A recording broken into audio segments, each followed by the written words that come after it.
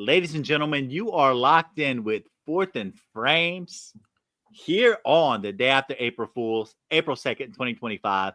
I am Rhett Manuel. My boys, Nate Markham and Drew Scott, not able to be here tonight due to various circumstances, but we're just fine because I got two of the best in the business right on my side with Keith Fleming to my right and Aiden Weingartner right below me as we talk risers and fallers for fantasy football here in 2025. Ladies and gentlemen, let's get it popping. This should be played at high volume, preferably in a residential area.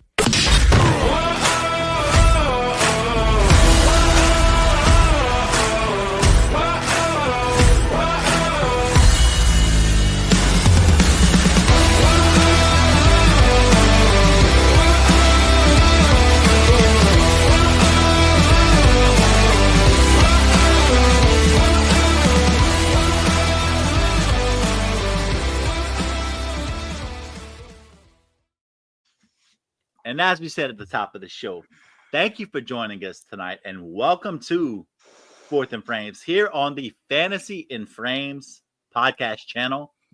Do not forget to like and subscribe and review to catch anytime a new podcast or short drops from us here at Fantasy and Frames. You can search for all the podcasts here at Fantasy and Frames by name wherever you listen to podcasts. And for us, make sure to subscribe to the Fourth and Frames podcast. And always, always, always lock in at fantasyandframes.com for the latest weekly IDP and Dynasty rankings, articles, takes, news and notes, Aiden Weingartner columns, whatever it is. So let's go ahead and let's start tonight, guys. Let's talk. Keith Fleming, it's been a minute, and you have always been the leader in the clubhouse for Fantasy and Frames Fourth and Frames guest appearances. We continue that streak tonight. How are you, baby? Doing well. In the midst of golf season, doing a lot of content on Fantasy Six Pack. Had a little winner last week with Minwoo Lee at 35-1. Good way to start the season. Me and Joe and Kev got together a couple weeks ago to talk off season for kind of a special edition of the Daily Fix, which is fun. Jorge keeps asking me, what can we do for DFS at this time of year? And I'm like, nothing. DFS doesn't do anything until week 1. No. But we were excited, obviously, to be coming back next year. We had Kevin last year to the show, and been definitely checking out all you guys' content every Wednesday, and then some of the great articles and stuff going on Fantasy and Frames right now. So there's always good content at the mothership. So I just got to know right now, because you mentioned fantasy golf, and I like to play a little bit on the side, poorly, but nonetheless, we like to swing them every once in a while. So give me a name throughout this 2025 golf season that is a little bit under the radar that maybe people should be paying attention to. Let's go with Ashe Biate, who won actually the event that they're playing this week, the Valero Texas Open. I really like him at Augusta this year. Masters is in just 2 weeks. He finished 24th in his first appearance there last year. He's just an absolute ball striker stud. He's only 23 years of age, but what I like the most about him, he's currently top 10 in strokes gained putting. So when you got a guy that is known for his ball striking, iron game, etc., and that flat stick gets hot, especially with these young kids because they have no fear, it would not shock me if he ends up winning a major this season. Look at him. We do a little bit of everything here on Fourth and Frames, golf content included. And speaking of content gurus, content churners, grinders, whatever you want to call it, Aiden, you're dropping more good stuff this week, but tell me how you are tonight, buddy. Oh, I'm great. I just dropped my first big long form article that you can go check on the site right now. I highlighted 8 must-have fantasy players that you do not want to leave your drafts without for 2025 fantasy football. Aiming to get every week or two, every other week, give or take, aiming to get a big long form article in that format. So I'm doing great. So give the people a snippet of one of those 8 they might want to get to, just as a little bit of a tease for the article on fantasyandframes.com. I want to do an interesting name that I want to go with. I'm going to go with I'm going to throw out Jackson Smith and Jigba out there. Very high on him.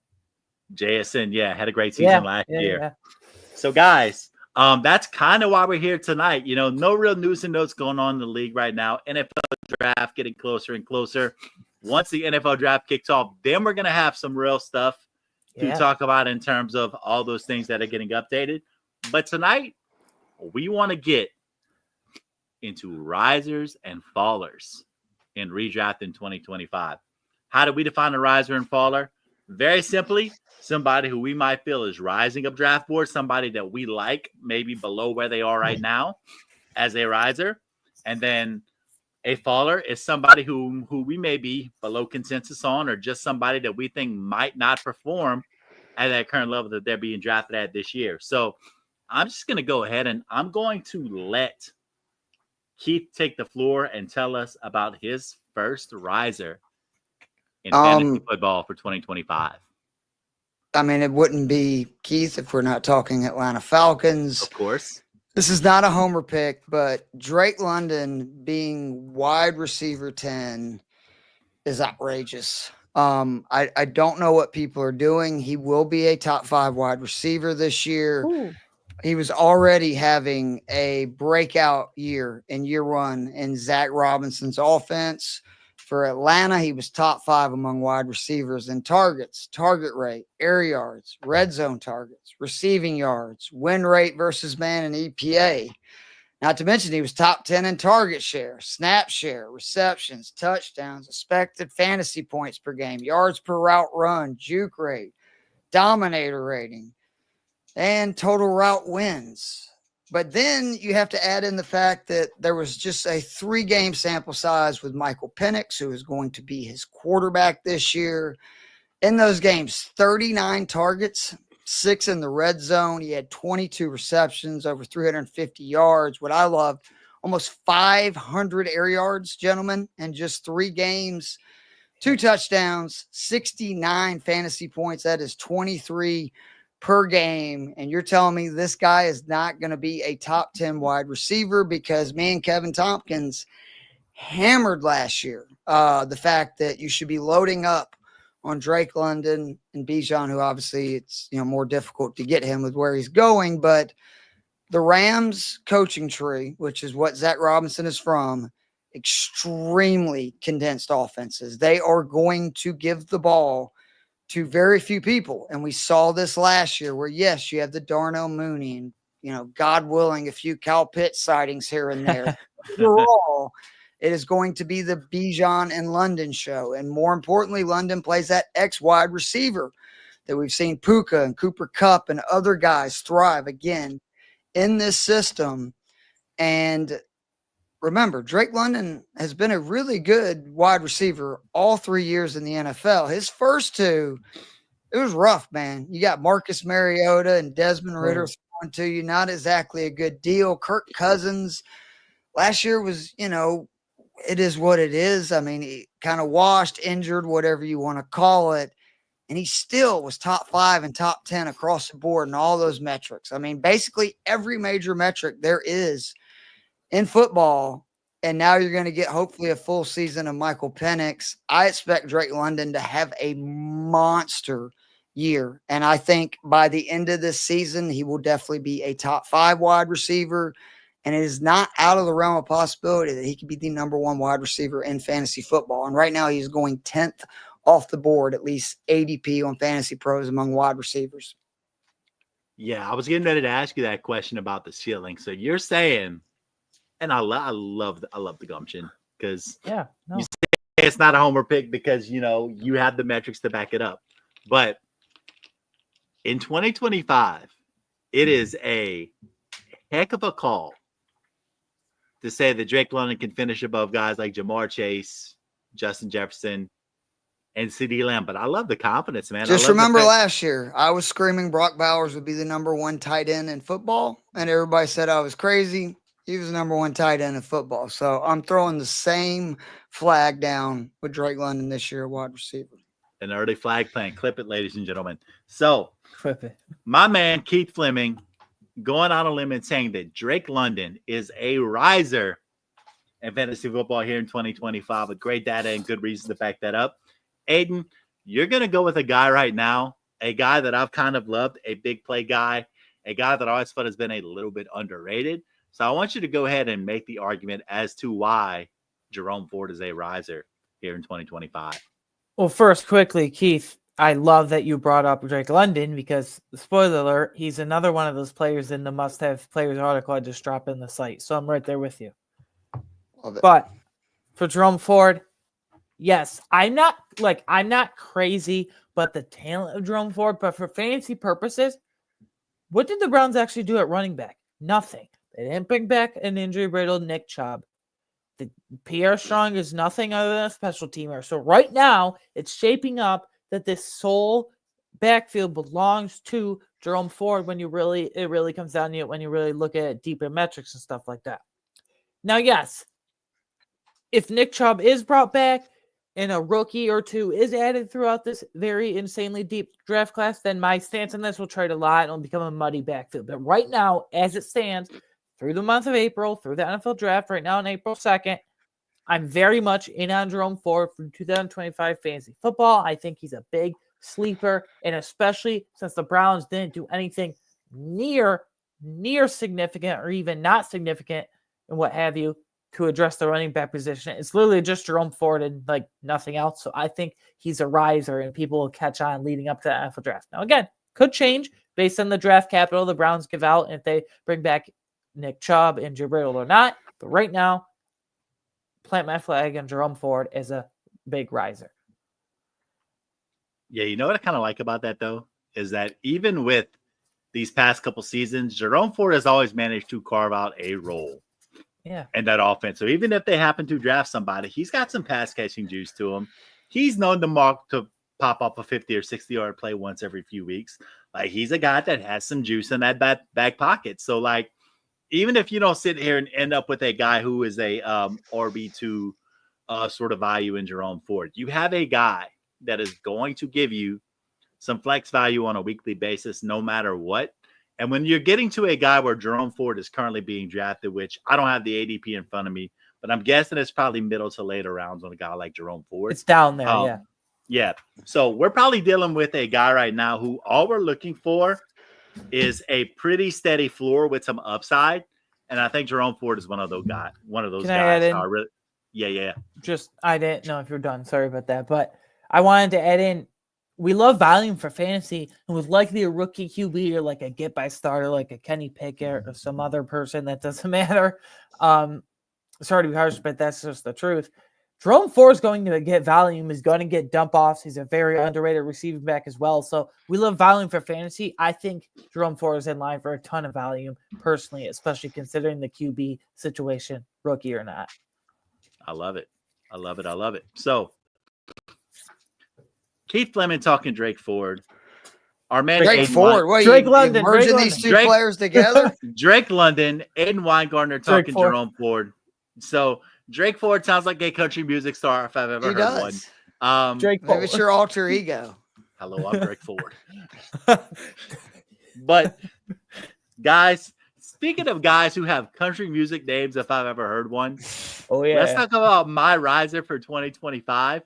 Baby, let's talk about Bucky Irving. Oh my God. If there is somebody who I'm willing to plant my flag on April 2nd, no matter what, as my guy for the 2025 season.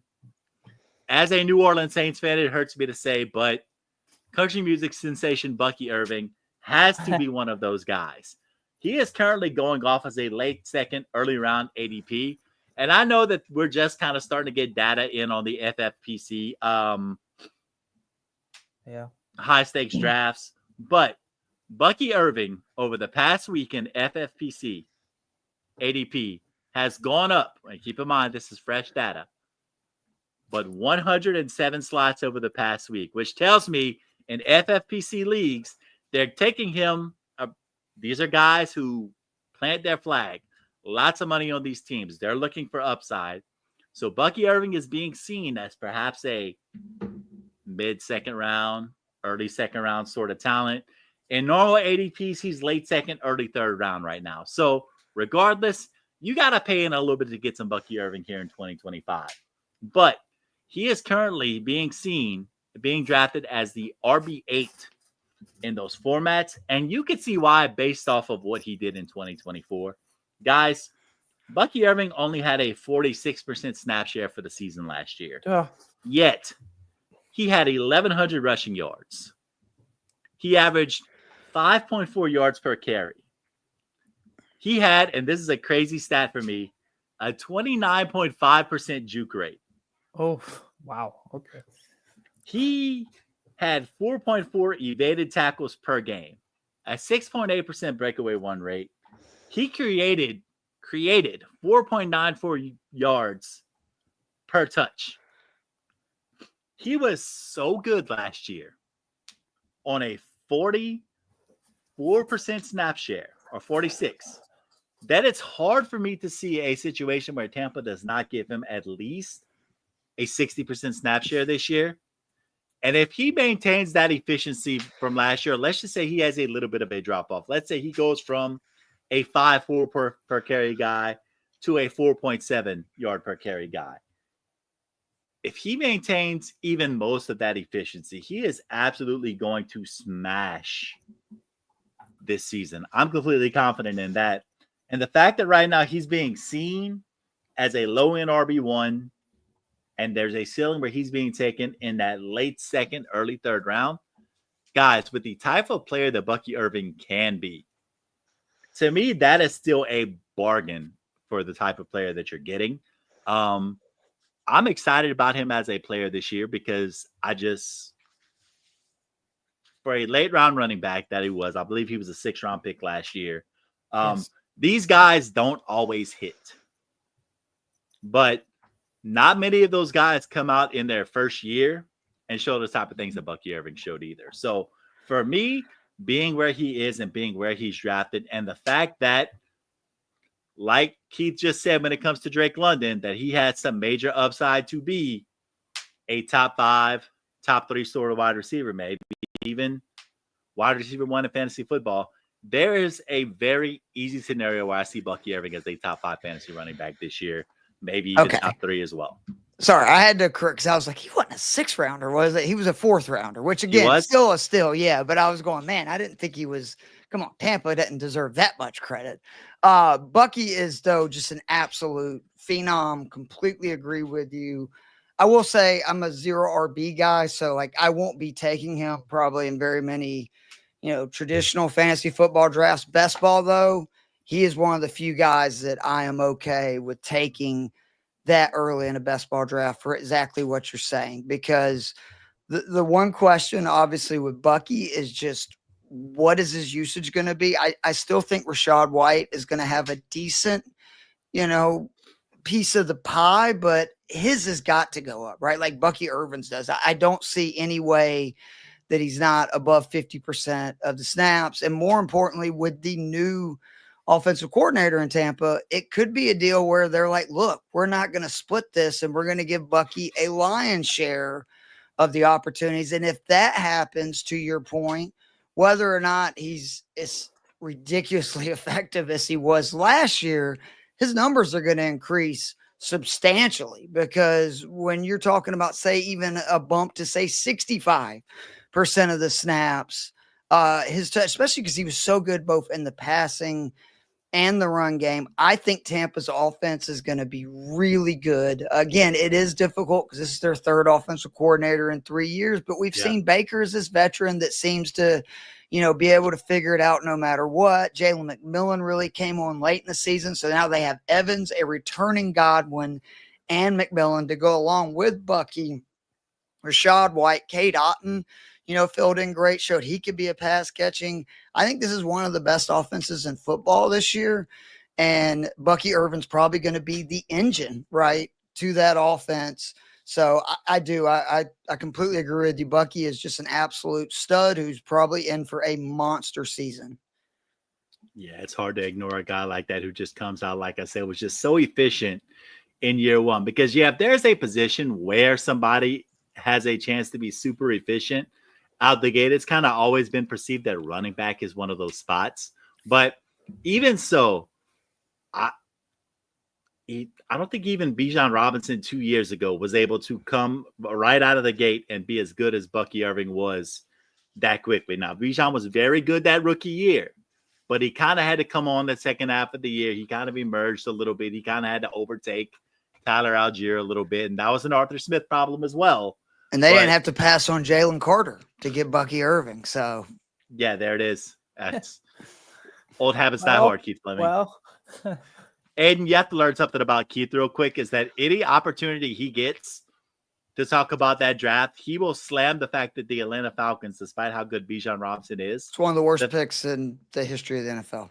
So he will die on the hill that Jalen Carter was one of the the right worst pick in that picks. situation. You don't pass on Aaron Donald 2 points. This isn't fantasy football. We're trying to win games. You don't win games with running backs. You win games with generational people on the defensive line for a team that was, by the way, dead last in pressure rate and sacks the season before and second in the league in rushing. And they decided, you know what? We're going to take Bijan instead of literally Aaron Donald 2.0, who was just sitting right there. It still makes me so fucking angry. Same thing with Penix, by the way. Well, the Penix is a quarterback, so I can understand with the QB, because how often do you pick up there? If you feel like you have your QB, I can at least defend that selection. It's the Kyle Pitts in 2020 and the Bijan pick. We're the only team that has selected a running back in the top 10 since 2018. We're the only team that has selected a tight end in the top 10 since 2019. So those are the selections where we think we're smarter than everybody. And we have a lot of history since 1965 of proving we ain't. And God forbid if they do not take a pass rusher in this class, I will break something. I'm going to actually be in the Mercedes-Benz Stadium for the draft this year. So what I love about you, Keith, is that we might have this little New Orleans Saints Atlanta Falcons rivalry, but at the end of the day, we both realize that both of our front offices are complete idiots, and we're okay with that. So we're good. So that being I don't have said, to worry about that. Shut up. So Keith, your second riser was a guy that I strongly considered putting as one of my risers until I thought of the second guy that I came up with. But this is a guy that comes in sort of on a proven contract, sort of on a bridge quarterback contract, but at the same time, anytime he's been in a starting lineup, he has been a consistent quarterback one. So I love the fact that this guy who is currently going off as quarterback 16 is your riser, because it's great value. So hit us with the Justin Fields facts, buddy. Yeah, first of all, I want to say, Drew, thanks. You can't believe he's missing a Keith appearance, but the middle of a tornado warning, that's a good way, good reason to stay away, Drew. Yeah, Be safe, my friend. So let me just first say, this is fantasy football, not real football. So for the same reason people get so upset when I say that about Jalen Carter and Bijan, because Bijan is a great player. That is not what I'm saying. But for winning football games, running backs, yes, you could say Saquon Barkley kind of changed that this year. It helps when you have an unbelievable offensive line and your team drafts and you're loaded at every other position, which Falcons are not. But Justin Fields, this is the cheat code. And I've been shocked because we did the women's best ball drafts. I helped host those with Stacy over the last couple of weeks. And yet again, Fields is going around QB 15 to QB 20. And I just want to remind people, last year, 6 games he started, 19.05 points per game. 2023, over 13 starts, 18.4 points per game. 2022, over 15 starts, 20.5 points per game. And to put that in more perspective, over his last 39 starts, he scored double-digit points in 32 of them. He scored 15 points or more in 25 of them. That's 64% of them. And 20 points or more in 17 of those 39. That's 44% of them. This is a running QB league. I have sort of adjusted that in my season longs the last couple of years. It was why Jaden Daniels was my most drafted quarterback last year. He was the guy that had the best value that I saw running, right? I did not expect Daniels to have the season that he did. I got very lucky that he ended up being, this unbelievable passer on top of the legs, but I just want the free points at QB. I don't understand why people spend on the Joe Burrows and the Patrick Mahomes and stuff of the world, because at the end of the day, everything's got to be perfect for those guys. They've got to score a gazillion touchdowns. They've got to throw for, 300 plus yards on a regular basis for them to equate to where they're having to be drafted, to where these running quarterbacks, fairly or unfairly, the way fantasy scoring is set up, it is 3 times the points for these rushing QBs than is the passing. So I'm always going to lean into these rushing QBs, and whether Justin Fields is good or not, because he had some really tough times in Chicago, he's going to score 18 points or more. He's done it literally every season that he has started 6 games or more.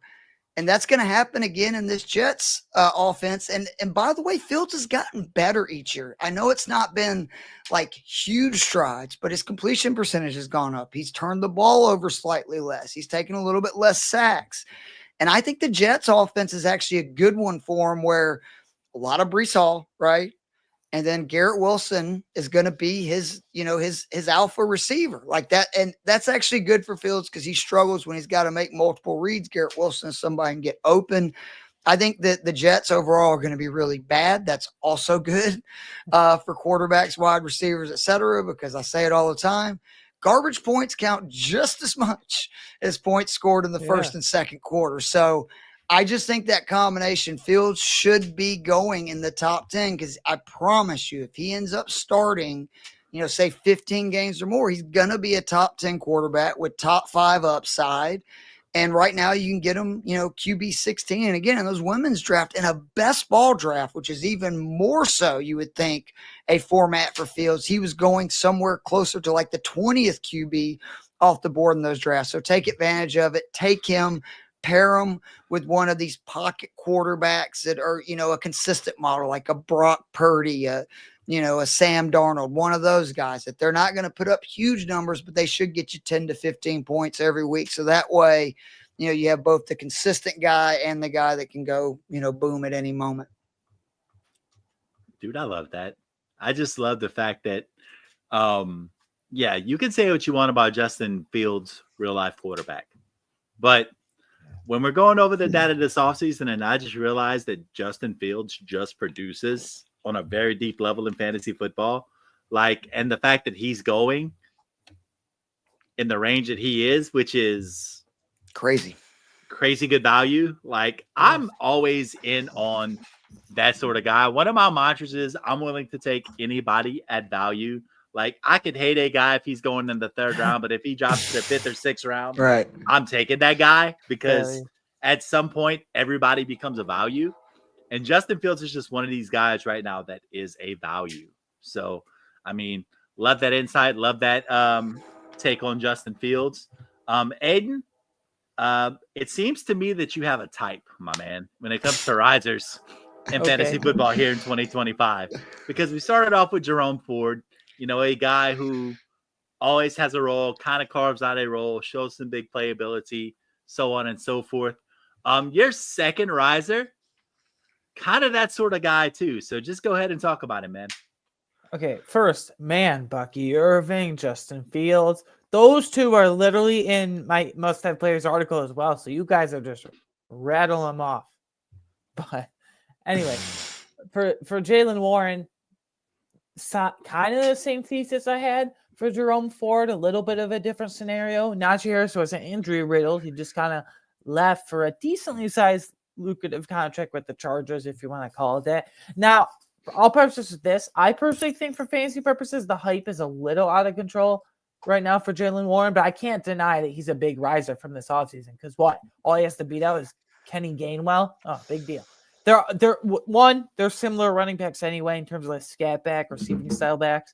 And 2, I know Jaylen Warren has never gotten a lot of volume, probably never will get a lot of volume, but he's a guy that any given play can rip off a big player or two. We got tons of juice coming in as the 3rd-year UDFA going into next season. Tons of juice, tons of athleticism. Now, I can't imagine that they won't add a significant running back. Pittsburgh does, whether that's at 21 with an Omarion Hampton, Trevor Henderson, day 2 or day 3. If it's someone on day 3, it's wheels up for Warren. If it's Omarion Hampton, oh boy, we might have to pump the brakes a little bit. Right now, pretty darn similar thesis to Jerome Ford.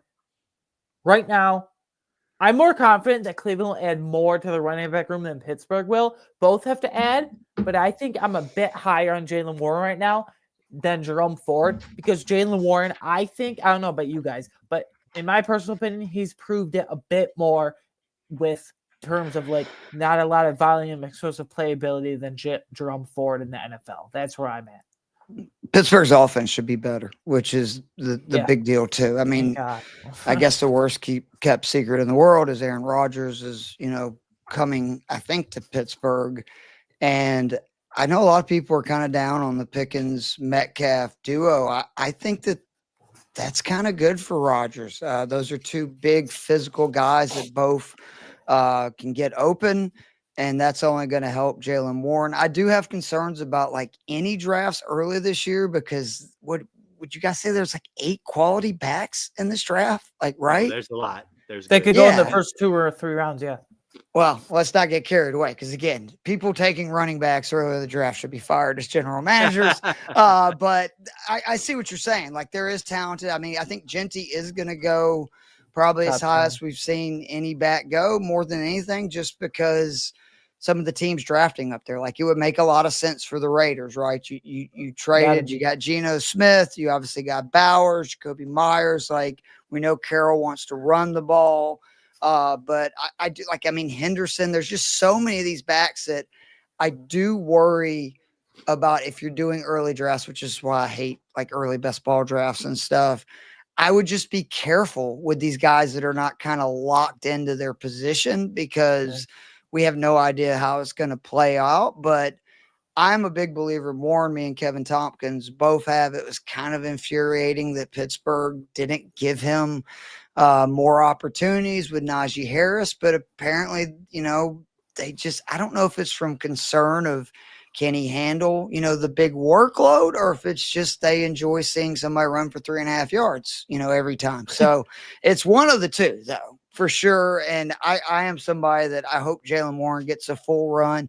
And the good news is Rodgers is somebody who targets backs in the passing game a lot. So if he ends up there, you can see Warren have a career high in receptions, and that's something he's always been very good at, is catching balls out of the backfield. I agree. Yeah. I mean, Jaylen Warren, if Aaron Rodgers is there, I mean, it's a good fit. I have to agree with that. If not, what the hell are they doing? Like, seriously, Mason at Rudolph. This point, what are they to duck Rudolph? I don't know. We've seen that movie before. So, Keith, there was something you just said, or maybe it was Aiden, I don't know, but you said something about guys having a clear opportunity. And my next riser, I mean, it just seemed like with the Jacksonville Jaguars clearing the decks this offseason, Christian Kirk is traded. Evan Ingram leaves. He's released. He signs with the Broncos in free agency. Liam Cohen comes in, hit it with me one time because it went viral. Duval. And all of a sudden, a guy that I was very, very high on heading into the draft last season, I believe I had Brian Thomas Jr. as either my wide receiver 2 or wide receiver 3 heading into that draft last season. He did a lot with competition last year. He did a lot with, can we be honest? There are people that are still waiting for Trevor Lawrence to happen. Me. And I'm just going to call a spade a spade. I think the guy kind of stinks. But we'll take it from there, because I still haven't seen it. The numbers don't back up the hype. As talented as you are, you still have to produce on the field, and he hasn't done that on a major level yet. But even with the fact that Trevor Lawrence and Mac Jones played quarterback last year for the Jacksonville Jaguars, Brian Thomas Jr. finished as the wide receiver 4 in fantasy football last season. And he's probably being undervalued right now. And this is the Drake London argument, because of the fact that he is probably going to get a ton of work within that offense this year. So there is major upside where he's going somewhere in that wide receiver 6 to 9 range right now. And the upside is probably around that wide receiver 2, maybe even wide receiver 1 range. After last season, he had 133 targets and 1,282 yards, a season where he finished number 4 in yards after catch. He was 8th in air yards. He averaged 2.55 yards per route run. He had 16 red zone targets and 11 red zone receptions.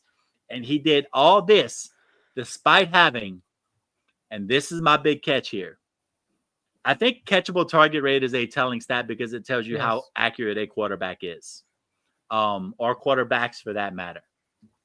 Brian Thomas Jr. had a 73.7 catchable target rate last year, which was 29th in the NFL. So you're telling me we have a guy who is basically had a quarterback 3 worth of accuracy last year, and he had that sort of production. So we have this sort of player with this sort of upside who, if the quarterback play improves this year, which under Liam Cohen is a very good possibility, I'm in on that sort of guy.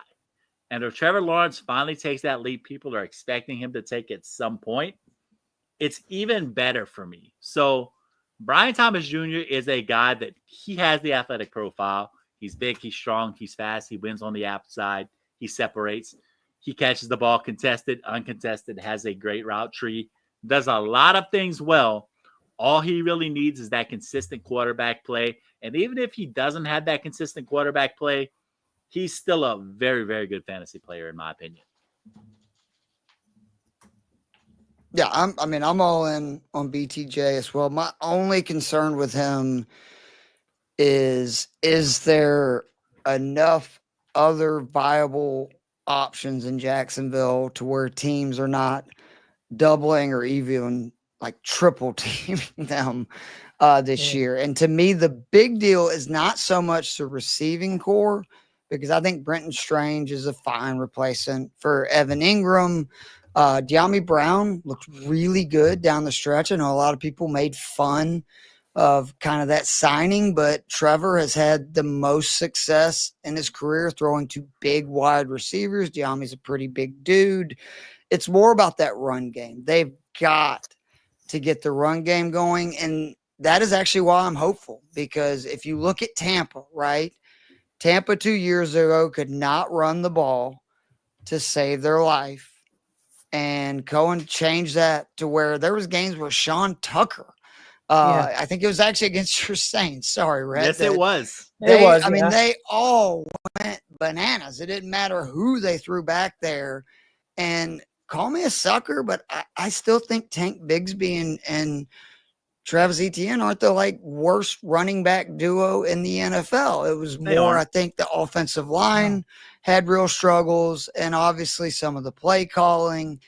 I am somebody that actually, I'll defend Trevor. I think so much of it has been really bad offensive line, really bad coaching. I mean, if you look at the guys this guy's gone through, like Urban Meyer, Doug Peterson, like it's been some rough stuff for him. And then he had that 1 year when things kind of came together. He was pretty good. I mean, he led that playoff come from behind victory versus the Chargers. I think it's huge to get a head coach that is this kind of quarterback whisperer. Again, we saw what he did for Baker. I think he can make a huge improvement on another number 1 pick, right, who has disappointed in a lot of ways in Trevor Lawrence. And yeah, Brian Thomas, one thing you didn't mention in that, most of those numbers came over the last 7 weeks when Jacksonville basically said, F it, we're just going to throw it to BTJ and see what happens. And that was when their offense got a lot better with too. Mac Jones too. Right, with Mac Jones. So I do think that he is a huge, like boom player this year. I mean, like his floor, I think, is a great deal. His ceiling, again, I think is just dependent on how good can this offense be overall. And that's why, like with London and some of these other guys, like I like them slightly more because I think their offense is going to be a lot better. But if, say, Jacksonville's offense can take a step forward, oh my God, like the sky's the limit. This dude could seriously catch 15, 20 touchdown passes. Yeah, he's great. Big Brian Thomas Jr. guy. So those are our risers for the 2025 season. To recap, I talked about Bucky Irving. Aiden talked about Jerome Ford. Keith talked about Drake London. And I bounced back with Brian Thomas Jr. Aiden touted Jalen Warren. And Keith touted Justin Fields. So let's get into the guys who we may not be so high on heading into this season. Our fallers, our guys who are depressing us a little bit. You know, we get down in the dumps, think about the possibilities. Yeah. You know, we get a little blue, get a little glum, whatever it is. You know, we don't feel great about it. But Aiden, I want to go ahead and start with you because you're about to probably stab Drew Scott in the heart right now with this first player you're going to talk about, because this is a guy that he's touted and he wants to believe in, but it's getting harder and harder for us to do so. So go ahead and tell us why Anthony Richardson is a faller here in 2025. I also am a Drew where I still really want to believe in him, but it's getting harder and harder to believe in him. Like you mentioned, We want it. Yeah. So big, physical dude, just very inaccurate. And his failures have been injury prone, and it's not a lack of weapons. They are like Pierce, Michael Pittman Jr., Jonathan Taylor in the backfield. Josh Jones is coming along very, very nicely. But I go back to he's a big loser field follower for me, if you will. If you're bringing in Daniel Jones to be competition, that's a really bad sign. And Daniel Jones didn't just get a ho-hum backup deal. He got a $14 million deal. Like, that's a deal where, like, okay, this dude's a threat to Anthony Richardson, and that's pretty sad if Daniel Jones is a threat to Anthony Richardson, but that's just where we are. So even though he has the weapons, he hasn't been able to perform because of the combination of everything I just mentioned with Daniel Jones, the money for Daniel Jones. I just don't know how much longer I can be in on Richardson. Flip side. Every passing metric for Anthony Richardson flat out stinks. Yes. But Keith just mentioned it, and it's worth noting with a guy like Anthony Richardson, is that running QBs, dog, they're dangerous. And you look at Anthony Richardson's running numbers, man, he had 86 carries. That was sixth among quarterbacks. He had 7.8 carries per game. That was fifth. He had 19 red zone carries. That was fifth among the position. He had 2 red zone carries per game, also fifth position. He was sixth in rushing yards at 499. He averaged 45.3 rushing yards per game. That was third of the position. He had 6 rushing touchdowns. That was third of the position. So, yeah, Anthony Richardson as a passer, kind of cheeks. Like, we can call a spade a spade. Athletic, but though.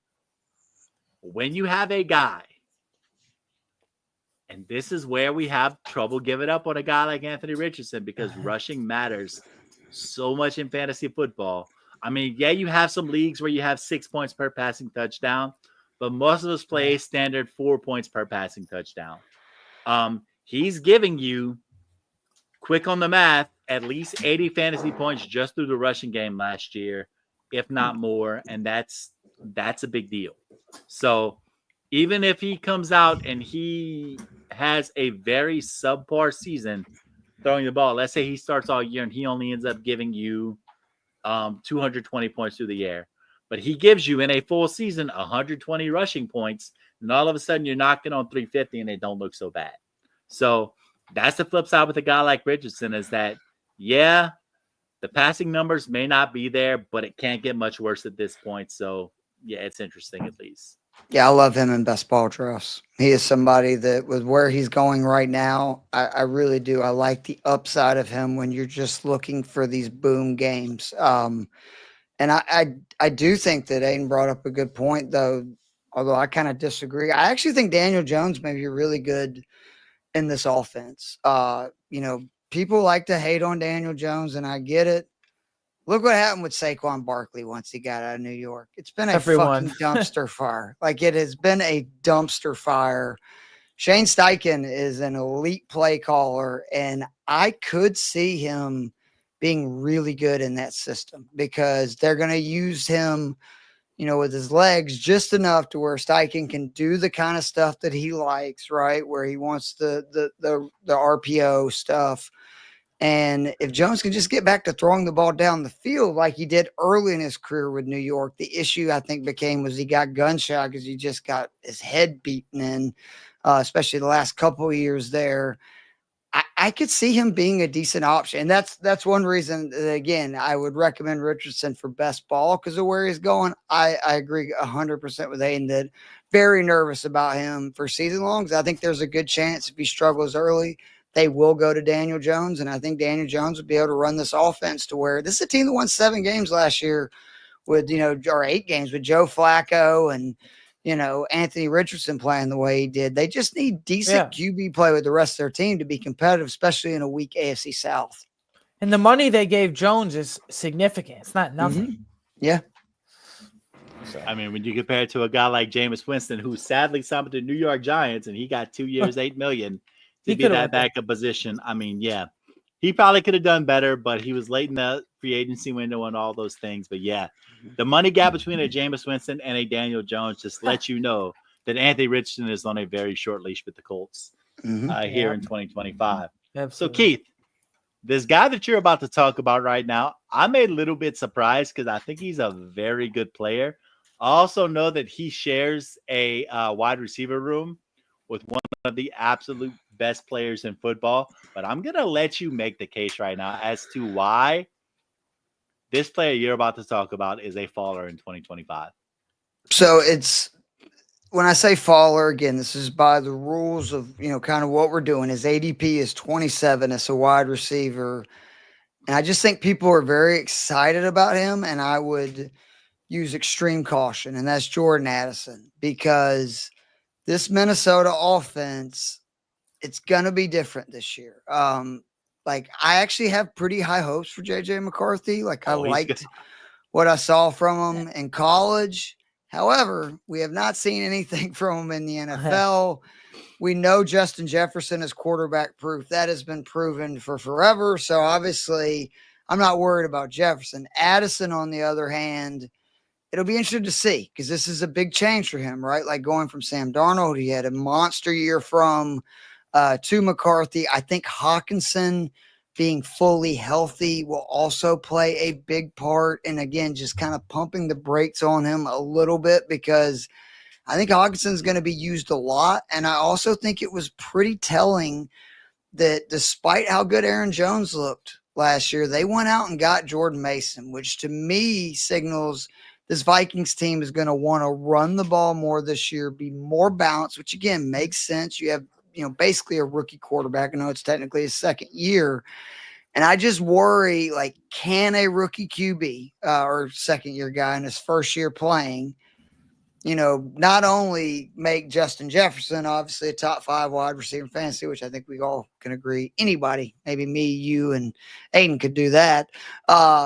I just don't know if he can have 2 top 30 wide receivers, and Jordan Addison might take a small step back this year. This does not mean I don't think Jordan Addison is a stud, because he proved last year he is. It's just the circumstances that I would use caution taking him in this range that he is right now, which again, wide receiver 27. I mean, that's pretty high for a, first year quarterback and a team that just, basically kind of got a 2-headed monster at running back. Yeah, I mean, it's a valid point. We had talked about the Jordan Mason signing a couple of weeks ago, the trade and the contract extension, because we all looked at them. We're like, man, that's interesting. Like Jordan Mason going into that offense. And I know KOC has a history of being a chuck first, chuck it often sort of guy. And clearly they've seen something in camp where, they're comfortable with going with the rookie deal and not re-signing Sam Darnold. Watching the college tape on JJ McCarthy last year, we do see a guy who has the arm strength to make some good tight window throws. Like, he's got some good mobility. He can throw it on the run. He does a lot of things well, but it doesn't matter what you're doing, whether it's the Big Ten or the SEC. Anthony Richardson played in the SEC too, and it didn't exactly translate. Oh, no. It's not fair to compare. Anthony Richardson did not have the success that JJ. He barely started 10 starts in college. And I liked Anthony Richardson coming. There were some metrics that really, but there is a difference. I also think that maybe there's something to, I think O'Connell's one of the best coaches in football, and he may have learned a lesson last year, right? That, chucking it is all good and well, but come playoff football, with a good defense, which Minnesota, has, and just this good all-around team, maybe we need to be a little bit more balanced, right? And I think that some of the moves they have made show that this is a team that is willing to adapt, which all good coaches are, right? Because it's hard to get into a shootout with Detroit, obviously, right? It's hard to get into a shootout with the Rams and some of these teams, and I think that they're trying to become a more complete team, which may make them better right, overall, but maybe not have as many fantasy studs as they have in years past. Yeah, and I mean that's perfect for them because they were a really good football team last year that didn't quite show it up in the playoffs. So I mean, hey, maybe a change is needed for them to take that next step. And as we all know, Kevin O'Connell is not worried about our fantasy football stats. No. He just wants that big ring at the end of the day. That's right. So let's go ahead and let's talk about my first faller. And Keith, you mentioned this guy in your Justin Fields take as someone who was going to help him. Mhm. Keith, I'm just going to go ahead because I tweeted this out earlier in the offseason, and I'm going to stand on this hill, and I'm going to stand on business. And then I think that Breece Hall's days as a fantasy running back RB1, I think they're numbered. I think we're done with that as a thing because what I saw last season out of Breece Hall was a guy who entered the season as a consensus top 5 pick. And that's fine and that's great. And I saw a guy that got a lot of volume last year too and all this different stuff. And that's great. You know, Breece Hall, we've all seen the upside. We've all seen the explosiveness. We've all heard of the explosiveness. But that being said, so far in the NFL, as a running back, and yes, he does great work in the receiving game, Breece Hall in 3 NFL seasons, and in these last 2, he had a 17-game season in 2023 and a 16-game season in 2024. Breece Hall has yet to get a 1,000-yard rushing season in the NFL. So, furthermore, Breece Hall, noted explosive running back, so said, averaged 4.2 yards per carry last season, but probably the most telling stat for me that lets me know that Breece Hall is not this explosive guy that we all want him to be is that Breece Hall did not have a run over 40 yards after week 6 of last season. And he had trouble breaking runs over 20 yards after week 6 last season. And I get it. Breece Hall last season had 209 rushing attempts, 57 receptions. The year before he had 223 attempts, 76 receptions. I get it. The volume matters and all those things. But Justin Fields is coming into the picture. And we can all agree that Justin Fields, in so many ways, does not play the game like Aaron Rodgers does, which means those check down throws are going to be a little bit less. Those scramble opportunities on Justin Fields' behalf are going to be a little bit more. There's also grumbles that under Aaron Glenn coming out of that Dan Campbell situation, that we might have a little bit of a running back by committee situation going on in their first year. So there are a lot of things that could happen that tell me that Breece Hall, who is currently going off as a 3rd-round pick in FPPC drafts, which, by the way, is a very similar ADP to Bucky Irving, I'm not confident in that right now. Now, do I think he's still a guy that is almost a lock to catch 45 to 50 balls? Yeah, of course. Do I think he's going to have some big weeks? Absolutely. There's some top 5 weeks in Breece Hall. I mean, he's overall a very good football player. But he's not the previous explosive presence that people believed him to be. And he was also stuffed for a running back that measures in at 5'11", 220 pounds. He was stuffed on 21.5% of his rushing attempts last year. That is a significant stuff rate for a guy that has the size to not be doing that. So there are just a lot of red flags with me on the Breece Hall profile that make me concerned and make me not willing to draft him where he's currently going this season. So far. You think he's still going to be a high touchdown scorer at least? Because the goal line physicality stuff? His touchdown numbers last year, he had 8 total touchdowns. Okay. If we are looking at his red zone carries, if I can find those real quick, he had 209 carries, 13 per game. I'm not seeing the red zone carries off the top of my head, but so he's still a goal line threat. He could be a goal line threat, absolutely. But I mean, this is a guy that I just I'm having trouble seeing everything go on for him. And maybe it was an offensive line situation. They weren't very good up front last year. Maybe that improves. With this being April and us not knowing the full picture of everything yet, this is all very fluid. But just where we currently stand, I'm not a Breece Hall guy. I'm not willing to take him where he's going. Dead silence. We all disagree. I love it. Aaron Glenn did say the other day that all three running backs could be on the field at the same time, and I hate that. So, hey, guys, one of the beautiful things about this show is that we can disagree. We could have good takes and we could have bad takes. One of us could be dead wrong and one of us could be spot on.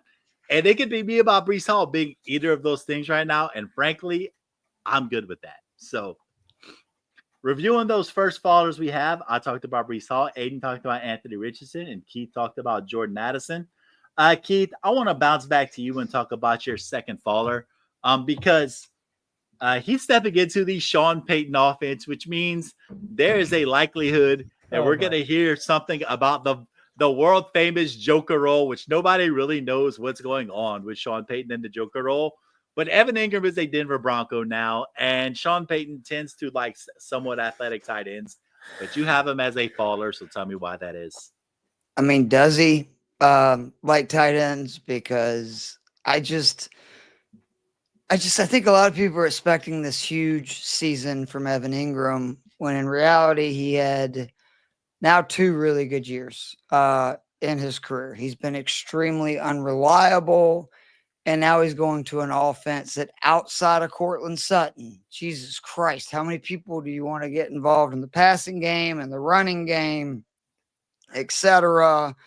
And Denver, for the most part, is still bringing back all their other tight end options. So if he wants to go old school and we find out they're using Ingram almost in like a Jimmy Graham role back in the day with the Saints where they're lining him up a lot in the slot, more as a wide receiver, maybe I would reconsider, but there's so many other tight ends I like more than Evan Ingram in this Denver offense. I think he's like tight end 12 right now. I don't see the volume. I just don't see it.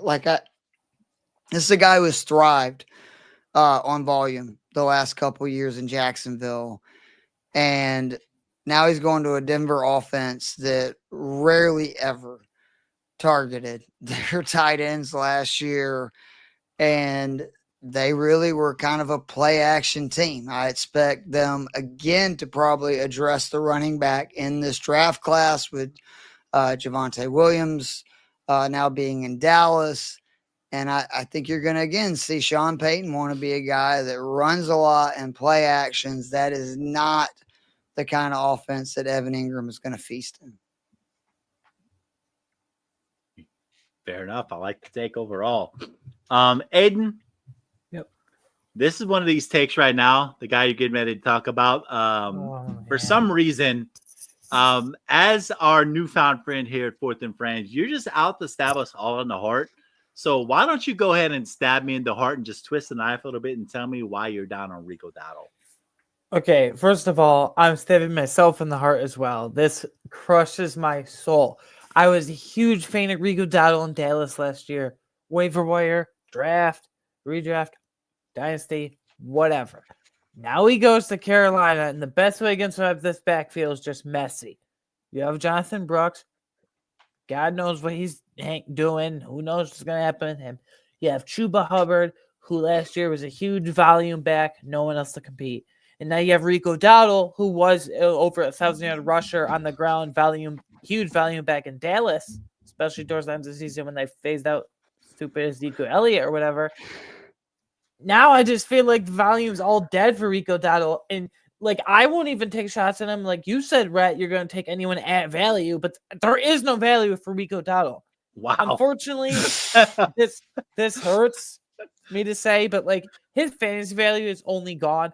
The only thing for Dynasty, I know it's a redraft, but a Dynasty skew, 1 year, boom, he's gone. But for redraft, I'm not touching him. Now, if Chuba Hubbard ever gets injured, he could be the elite handcuff. And I'm not someone who's like huge on roster handcuffs, this and that. Once they get injured, okay, fine. But I just don't see any real value. But again, this crushes my soul, just like you said. Hey, I appreciate the insight. I love the fact that you're saying there. You're looking. It sounds at, harsh, but sorry, I just had to say it. No, my man said, and this is going to be probably my favorite thing I've heard all night. My man has no value whatsoever, which is it's unfortunate, but it's true. Okay, I love it. I'm going to go ahead and I'm going to talk about a guy right now that a couple years ago, you couldn't have talked me off of this hill if you tried. So one thing I don't like to do is get stuck on take lock. So when it comes to a guy like George Pickens, can we just be honest and say that last year should have been the year for George Pickens? It should have been the George Pickens breakout year. Russell Wilson's playing well. Russell Wilson likes to throw the deep ball. George Pickens is a classic deep ball sort of guy. It all should have lined up. So what happened? Well, George Pickens established himself as a deep threat, just not a very good one. He had 103 targets, 1,401 air yards. All these things sound great. A 13.6 ADOT, 29 deep targets, which was top 5 in the league. Here's the part that gets me. George Pickens had an expected fantasy points per game last year of 16.7. Yet his actual fantasy points per game came out to 11.7 fantasy points per game. Anybody who dabbles in expected fantasy points per game understands that 5-point gap versus expected and actual is significant. And so it tells me either one of two things, Keith, because I saw you making faces right there. We are either in a massive George Pickens buy low window, which is possible, or DK Metcalf is a huge red flag for him, and I'm willing to bet on the latter, and here's why. If the Steelers front office thought that George Pickens was the guy, then why did they go out and acquire DK Metcalf? I do think that George Pickens is a very good wide receiver too. I do think that DK Metcalf is going to offer a little bit more variety. I do think there's a chance that he can free up George Pickens a little bit more to do some things. That being said, George Pickens does not separate particularly well. That's not what he does, though. He's never been that guy. He's great at bringing in the ball. He's a red zone guy. He was 102nd in win rate, and yet he is a 50-50 guy, and we can agree on that. Yeah. Guys, I don't understand how we're going to hitch our wagons to 50-50 guys in fantasy football. You got to get I'm looking for consistency. I'm looking for guys that can get open on a regular basis. And when George Pickens brings down that 50-50 ball, it's great. George Pickens is probably going to be a wonderful best ball guy. But we're talking about redraft right now. And if there is one thing that always works as a red flag for me, is that dreaded better for best ball tag when it comes to a guy like George Pickens. So, Keith, I want you to talk me off the hill. I saw you making faces. I want you to give me the counterpoint. Give our people the counterpoint as to why I'm an idiot and George Pickens is a fine play this year. You're not an idiot, but I do think that you're highly overrating Russell Wilson as this accurate card. He was 35th in catchable target rate last year. You know how many quarterbacks there are in the NFL? There's 32. He was, there's some really bad metrics. 27th in red zone accuracy, completion percentage versus zone. He was 27th, completion percentage versus man, 31st. I'm hoping Pickens gets traded because I saw it at UGA.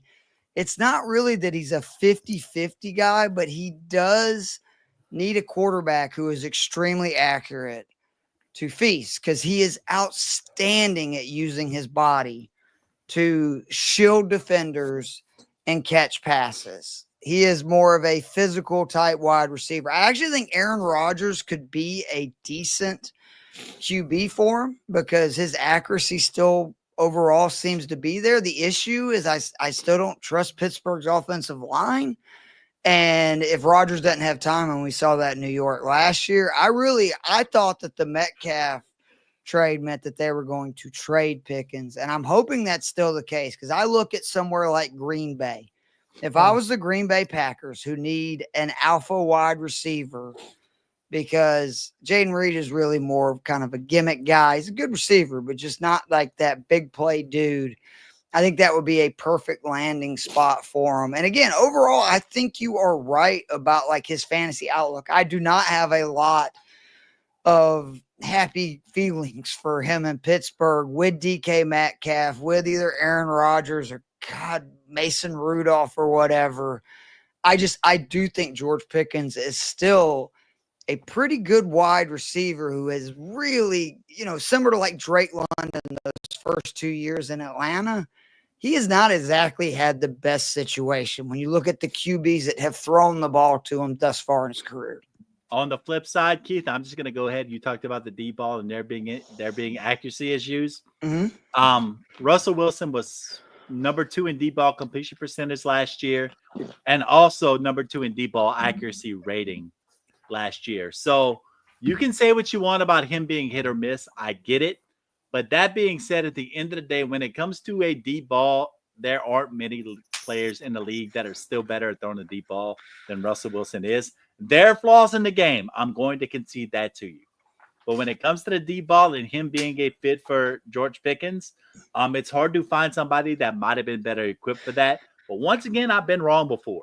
But you can't just chunk the ball down. You can't say that, well, yeah, he's second in deep ball, but he's like 35th and everything else. Like, you can't just throw it way down the field and expect that to be a good way to move the ball and utilize a wide receiver, because then the defenses basically know what's coming.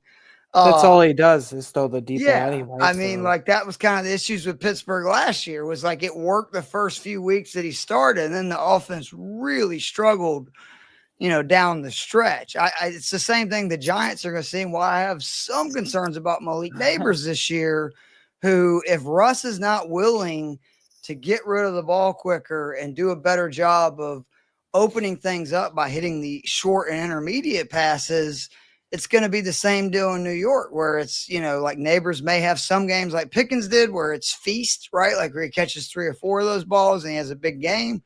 But otherwise, like, it's going to be a struggle. And, like, I'm still mad that Jameis Winston didn't get a chance to start, because I actually think Jameis with Neighbors and those guys would be way more interesting than Russ. So much fun.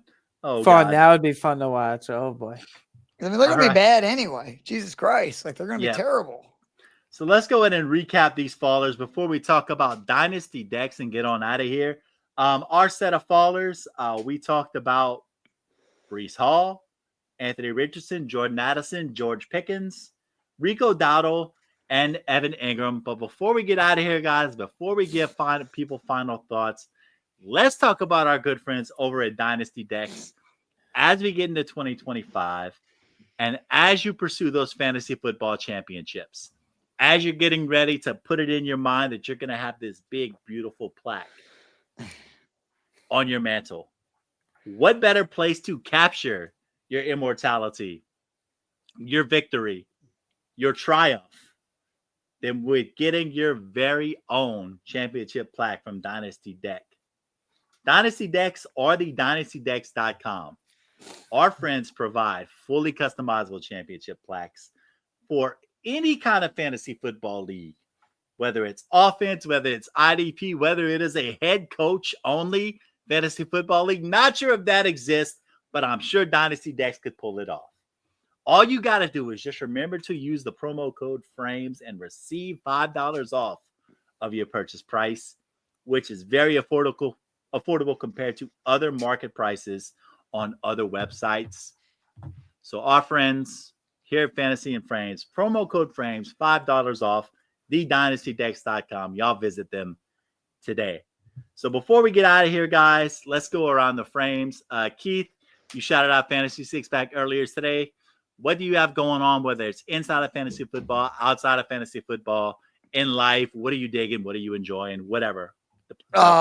Stacey Perez is going to be coming to visit this weekend. We're going to the Braves home opener Friday night, so that'll be fun. The second year in a row that Stacey has done that with us, so I'm looking forward to that.